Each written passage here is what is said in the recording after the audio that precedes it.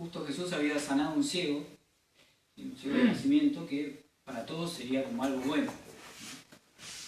Uno dice, bueno, qué lindo, esta persona debe estar feliz, ¿no? Estaban todos felices con la curación del ciego de nacimiento, menos los que deberían haber estado, que eran los que venían de parte de Dios, ¿no? Que en vez de ver el bien que estaba haciendo Jesús, en vez de ver lo lindo que es que alguien había recobrado la vista, empiezan a recriminarle, ¿sí?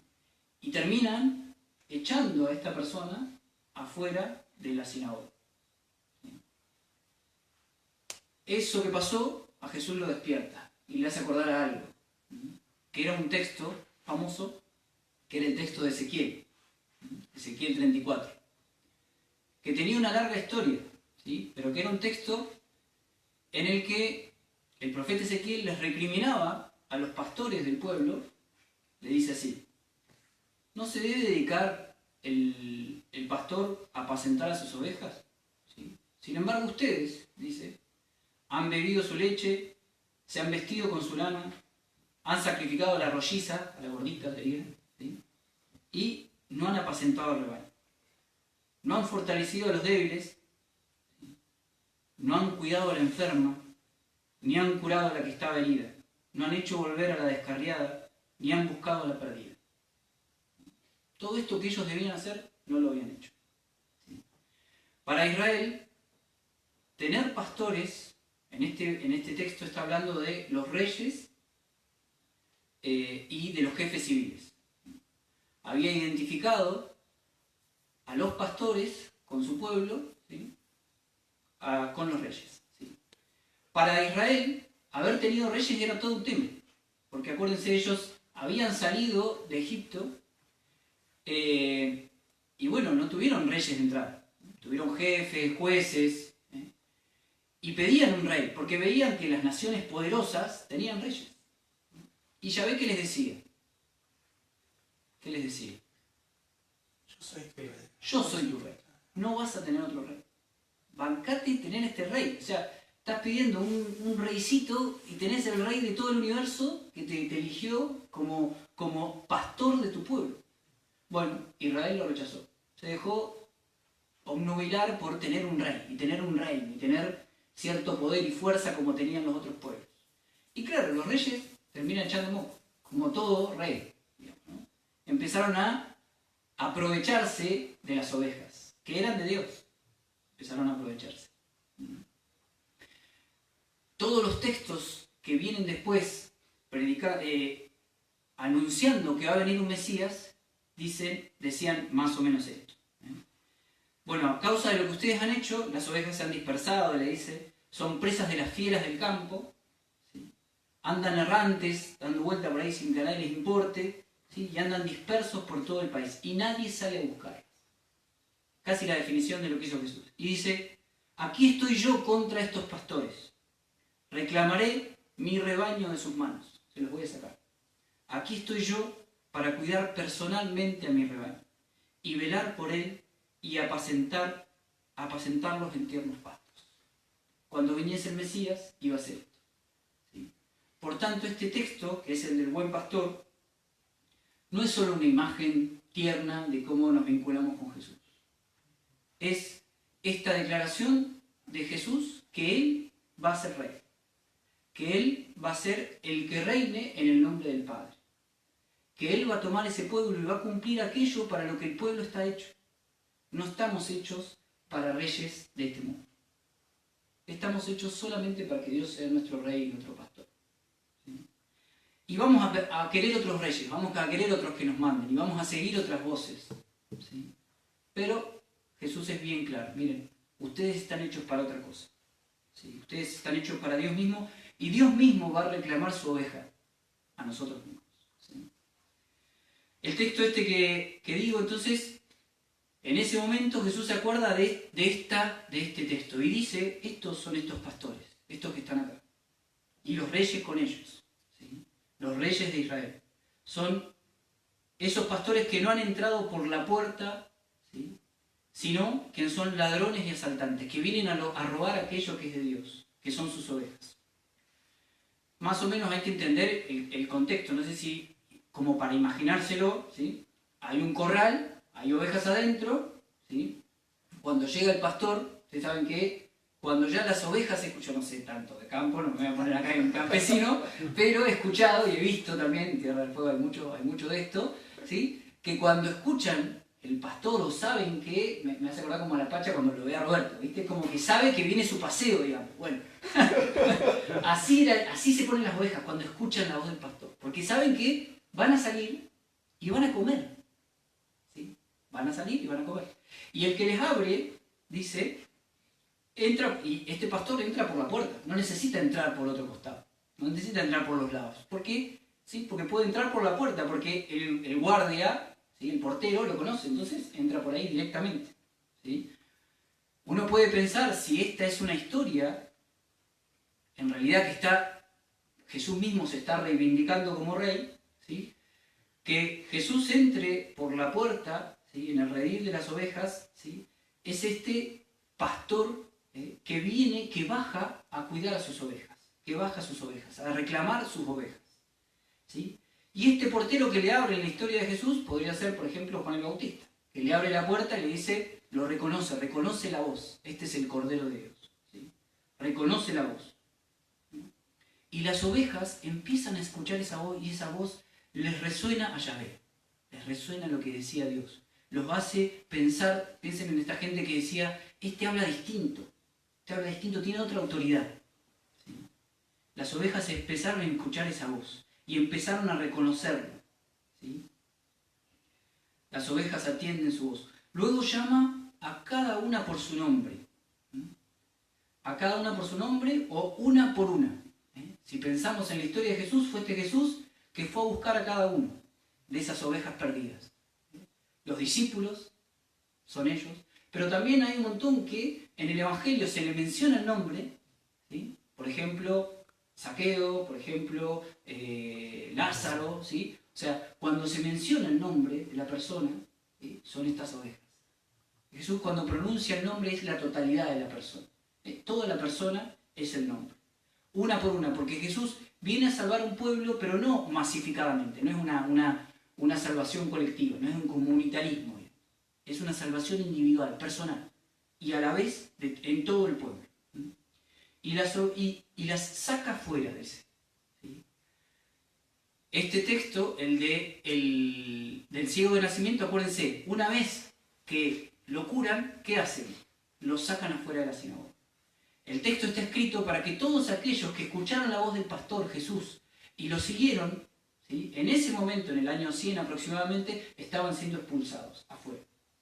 Y Juan da vuelta a eso, dice, yo soy el que te saco afuera, de esa realidad. De hecho, este sacar afuera tiene una connotación como del patio del templo, ¿sí? Es decir, saca de una realidad que tenía que ver con la opresión a la que habían llegado.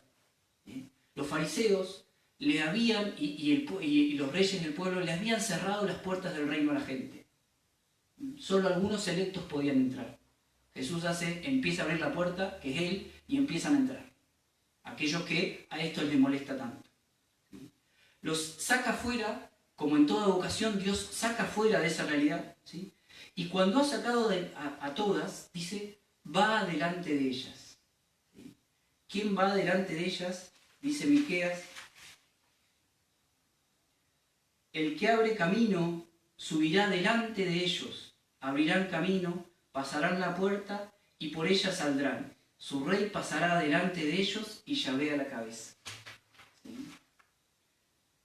Jesús va decididamente caminando hacia Jerusalén. ¿Sí? Y no matan a sus ovejas, lo matan a él. Es una forma distinta de ser pastor. Si uno piensa en el pastor como el rey, ¿a quién manda a matar? A los peones, ¿no? A los que mueran los primeros, digamos, ¿no? Los más pichis, digamos. Y después de última que me lleguen a matar a mí, pero hay que cuidar al rey. Acá el rey va adelante. Es una nueva manera de ser rey. Es una nueva manera de ser líder. Es una nueva manera de ser pastor. La única, que es la de Jesús. Es un pastor compasivo, dice otro texto. Dios los guiará con un ser compasivo. Pues los guiará un ser compasivo. Los conducirá a manantiales de agua, dice Isaías. Este es un pastor compasivo. no es lo mismo que los otros pastores. ¿Sí? Y irá adelante, es decir, Él va a ser el primero que se entrega en Jerusalén. Piensen que está escrito para los que están siendo echados de las sinagogas y que después van a ser matados. Él fue el primero que murió. Y las ovejas le siguen porque conocen su voz. En cambio dice, no seguirán, o sea, no le siguen porque es el rey, de nuevo, una autoridad. Le siguen porque camina adelante y conocen su voz. Por eso. La obediencia de los discípulos, de nosotros que vamos a entregar nuestra vida también, a exponer nuestra vida, los que creemos en Jesús, no es una obediencia ciega, es una obediencia desde el vínculo de Jesús, con Jesús. En cambio, no seguirán a un extraño, huirán de él, pues las ovejas no reconocen la voz de los extraños. Traten, no sé, yo me imagino cuando vas a una oveja y hablas no te da bola a vos, digamos. Al pastor sí le da bolilla. ¿Sí? Por tanto, nosotros podemos pensar, bueno, cuando no lo estoy siguiendo, ¿es que no estoy escuchando la voz de ese pastor o que estoy confundiendo esa voz con otra? Yo no creo que nosotros, escuchando una voz distinta a la del pastor, nos vayamos.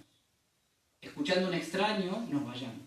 Es creyendo, muchas veces erramos, creyendo que estamos siguiendo al pastor.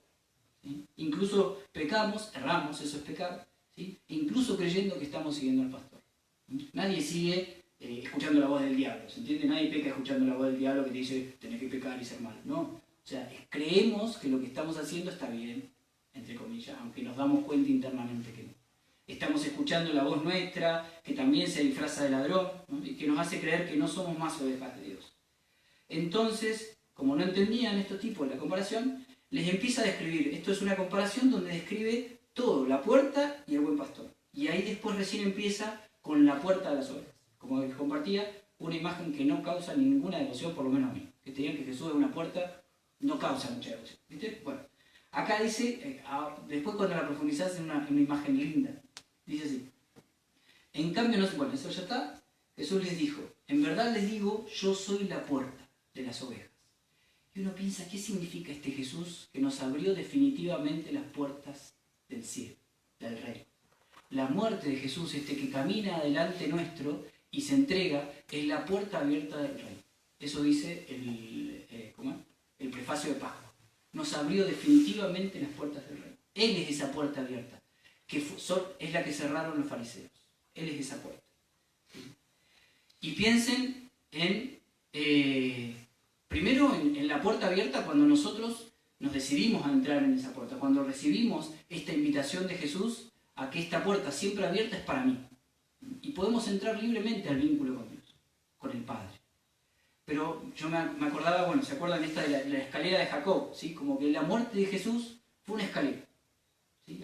A partir de ahí hay una escalera. ¿Sí? Yo estoy invitado a subirla. Y otro texto que también es importante para entender lo de la puerta es Esteban muriendo. ¿Se acuerdan que dice Esteban muriendo? Dice, veo el cielo abierto. ¿Sí? Y veo al Hijo del Hombre sentado, bueno, me acuerdo todo, pero ese cielo abierto. ¿Sí? El cielo abierto.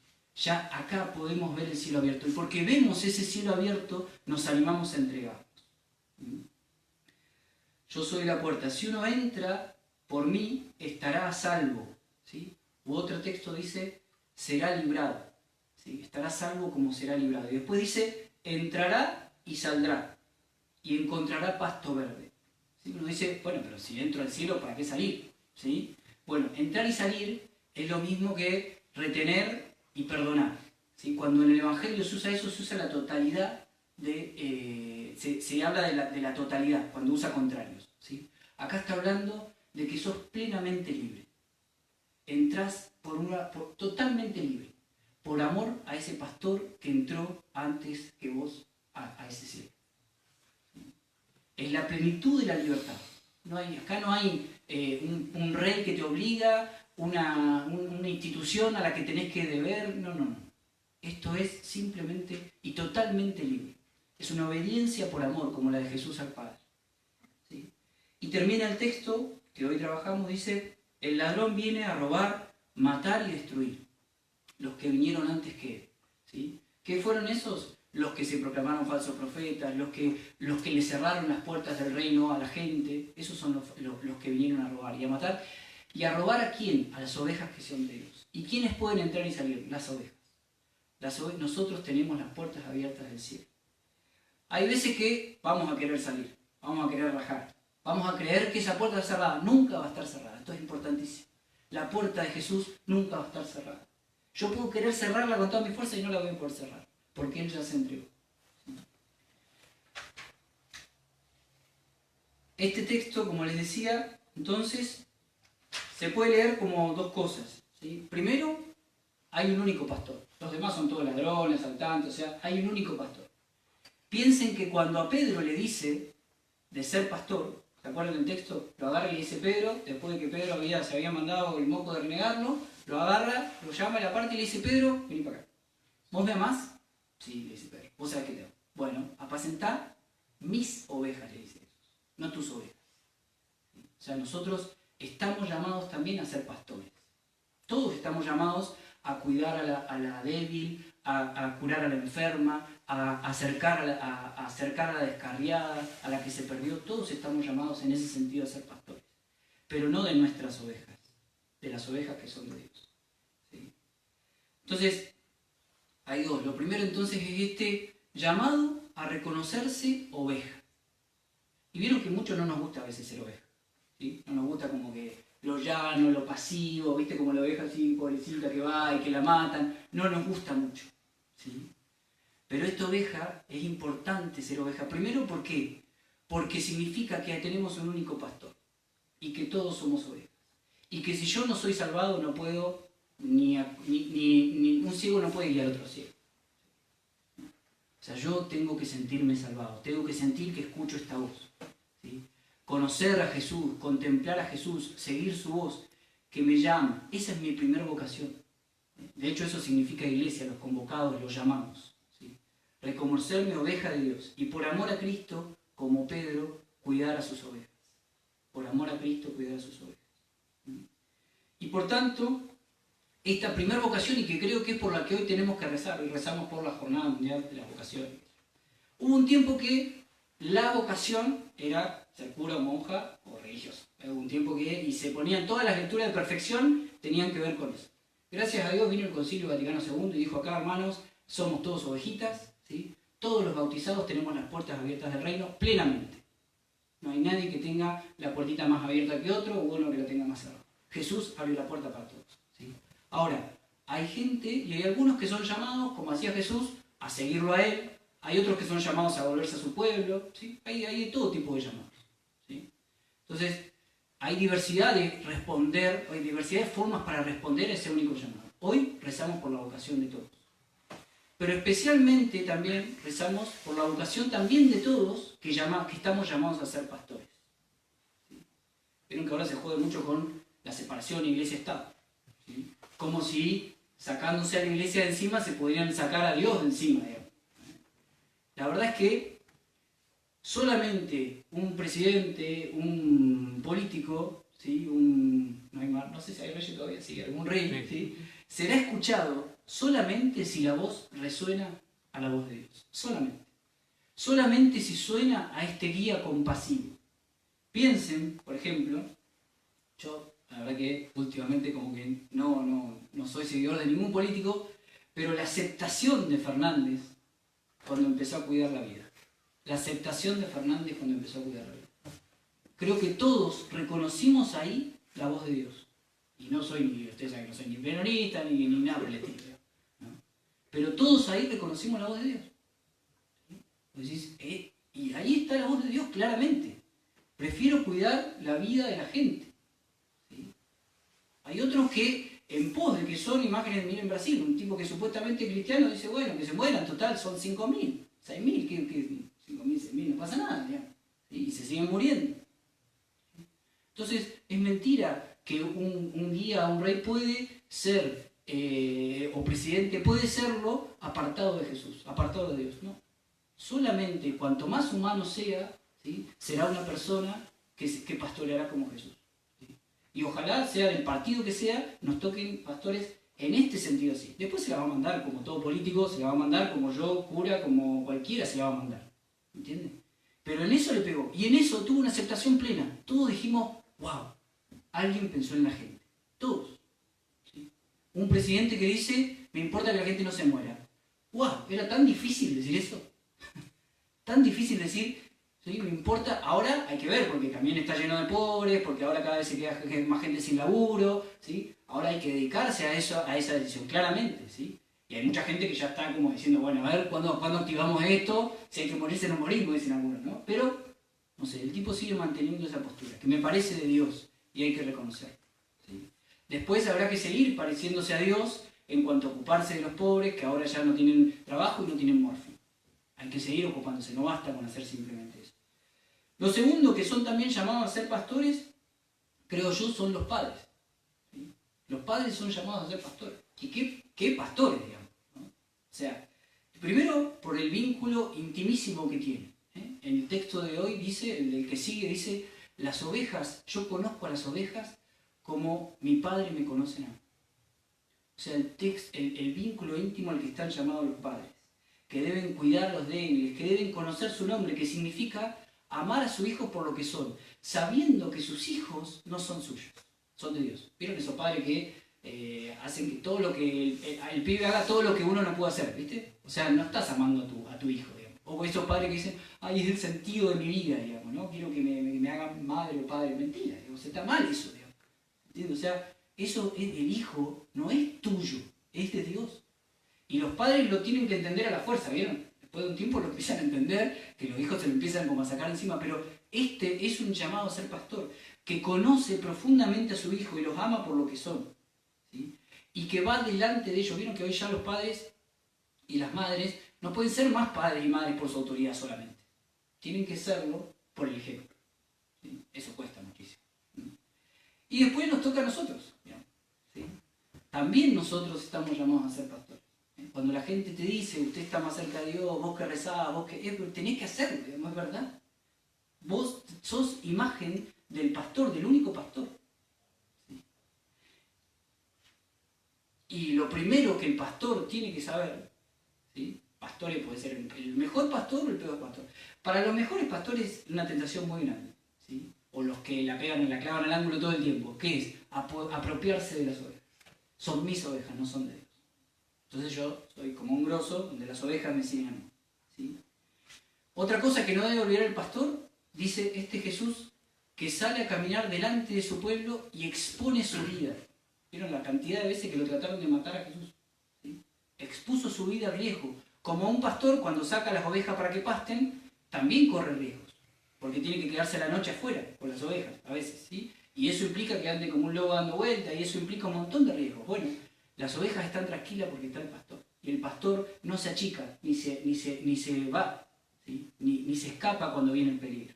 Entonces lo segundo hay que saber, cuando uno está invitado a ser pastor de otros, pastor en este sentido en el que estamos nosotros, ¿sí? Saber que vamos a querer rajar. Claramente vamos a querer rajar, ¿sí? Porque implica olvidarse de su vida, porque implica ser criticado un montón de veces, porque implica un montón de cosas que en general no nos gustan, ¿sí? Vamos a tener esa tentación, ¿sí? O de rajar simplemente como poner piloto automático y pierdo mi vínculo con Dios y soy como un funcionario de Dios, como eran los fariseos, funcionarios de Dios, ¿sí? Y finalmente, ¿sí? El ejemplo, ¿sí? Estamos llamados como pastores, y en esto me refiero a toda la iglesia es pastora, porque toda la iglesia es sacramento del reino. Es decir, es presencia real del reino acá, ¿sí? Concreta. Entonces, este tema de ser ejemplo. Y finalmente, el ser oveja, ¿sí? Quería compartirles un mini testimonio que tiene que ver con este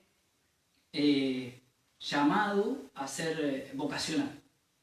En uno de los, así como momentos más, donde yo estaba más lejano de Dios, ¿sí? Donde yo había huido de alguna manera de esa vocación, había escuchado la voz del pastor y había dicho, no me convence tanto, quiero escuchar otras voces, al Papa Francisco lo hacen Papa, ¿sí? Y bueno, al principio, qué bueno, tipo festejar que fue un argentino, ¿no? Como Messi, así como, ganamos, qué sé yo. Bueno, después de eso, cuando dijeron el nombre, yo, como les digo, era la época donde había pedido un año, estaba en crisis, yo estaba afuera, ¿sí? Y cuando escucho Francisco, escucho que adentro me resuena algo fuerte, Francisco, ¿sí? Sentí que tenía algo que ver conmigo el Papa, no solo que era argentino, sino algo que ver conmigo. ¿Sí? Y bueno, llegó la JMJ, y tuve que viajar a la JMJ, pero yo tenía que ir solo con mi banderita, así, ¿viste? Porque, claro, no podía ir con el grupo.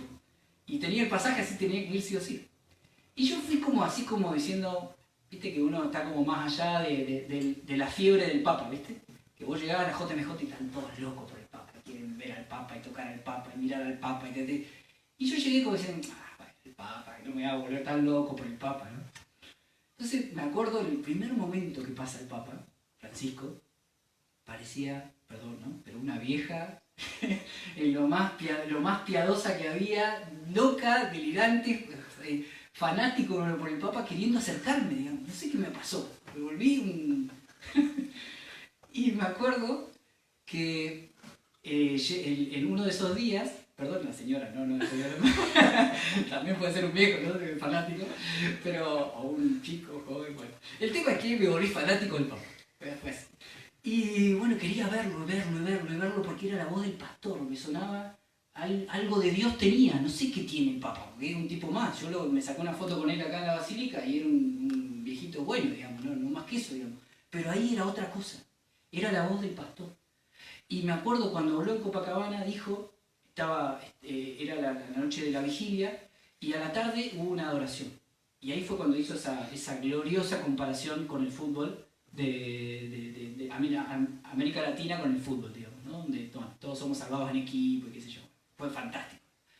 Pero lo bueno de eso fue que mientras él estaba hablando, yo estaba caminando, me acuerdo, hacia el lugar donde había uno de los pocos con los que estaba, y el Papa empieza a decir, si estás alejado o con problemas con Dios, simplemente volvé a sentarte y a charlar con Él. Yo te juro que sentí que me hablaba a mí. O sea, que todo el resto de los millones que estaban en la playa no existía. Era directo a mí, esto de que Jesús te llama por tu nombre. Y simplemente a esto, volvé, sentate a hablar con Jesús. Porque la puerta está siempre abierta. La puerta no se cierra nunca, ni vos la podés cerrar. La puerta a que tengas vida plena, no la cierres, no te dejes engañar, porque hay gente que te va a decir que está cerrada. Hay gente que te va a decir, no tiene sentido seguir insistiendo por ese camino. Y tiene mucho sentido. Tiene mucho sentido. Después de eso, sinceramente, el Señor me derritió. Y volví a mirar a Jesús y, como dijo el Papa, a sentarme con Él y a hablar con Él. ¿Sí? Como esta gente fue escuchando en Jesús la voz del Padre. La voz del Padre que te dijo, yo te creé para que seas mi oveja. No te creé para que andes atrás de reyesito, ni de principito, ni de gente que te quiera dominar. El texto habla de una plena libertad. Soy totalmente libre. ¿Sí? Y totalmente libre quiero seguir a Jesús. ¿Sí? Por amor. Por amor quiero exponerme a lo que me tenga que exponer. Y miles de veces los pastores vamos a tener que pedir perdón. Y los políticos van a tener que pedir perdón. Los padres van a tener que pedir perdón. ¿Sí? Miles de veces. No significa que no vamos a rajar de eso. ¿Sí? Pero una vez que uno escucha la voz del pastor, ya está, ya la reconoce. ¿Sí? No dejes que otras voces no te confundan. Como hoy es el día de las vocaciones, esto lo íbamos a hacer al final, pero me parece que es bueno hacerlo acá, ¿sí? En este momento, se me ocurría, nosotros los más grandes como que de alguna manera ya optamos y ya decidimos nuestra vocación. Pero acá hay un par de jóvenes que están decidiendo su vocación, ¿sí? Y por los que me parece que hay que rezar especialmente hoy. Y en la casa especialmente por los jóvenes. Porque los jóvenes tienen que buscar su vocación. Porque si no, no van a ser felices. ¿Sí? Después tienen que pelearla, como todo que encuentra o busca su vocación. Pero me gustaría que se levanten los hermanos, que vengan acá adelante. Los hermanos que están en esto, que miren a la cámara, si la gente los ve.